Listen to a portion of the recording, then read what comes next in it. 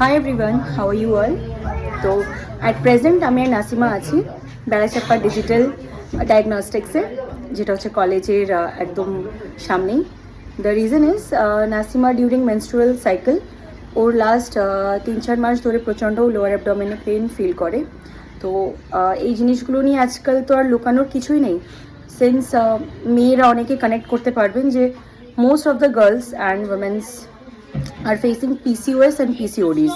তো সেখানে দাঁড়িয়ে আমাদের মনে হলো কোনো একটা জায়গায় যে আই থিঙ্ক ওর একটা ইউএসজি করিয়ে নেওয়াটা বেটার। সো যদি কোনো রকম সিস্টের প্রবলেম হয় বা এনি আদার ইস্যুস হয়, তো সেটাকে আমরা খুব ভালোভাবে আর কি কিওর করতে পারবো ডক্টরের সাথে অ্যাপয়েন্টমেন্ট নিয়ে বা ডক্টরের সাথে কনসাল্ট করে।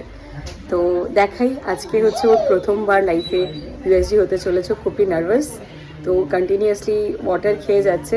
তো ওর একটা ছোট্ট ক্লিপ আপনাদের সাথে শেয়ার করবো। এই হচ্ছে নাসিমা, ও বেচারা ওয়াটার খাচ্ছে আর হাঁটাচলা করছে সো দ্যাট ওর পিকচারটা ক্লিয়ার আসে। ও প্রেশার হোল্ড করার চেষ্টা করছে, নার্ভাসও আছে, বলছে ম্যাম ভয় হবে, লাগবে, কিছু হবে না, নো প্রবলেম। আমাদের টাইম আমার কয়েকবার হয়েছে। সো আপনাদের স্পেশালি মেয়েদের এটাই রিকোয়েস্ট করব, যদি পিসিওডি বা পিসিওএস রিলেটেড কোনো প্রবলেমস হয় সেটাকে চেপে না রেখে আই থিঙ্ক ইউএসজি করে ক্লিয়ার করে নেওয়াটাই বেটার।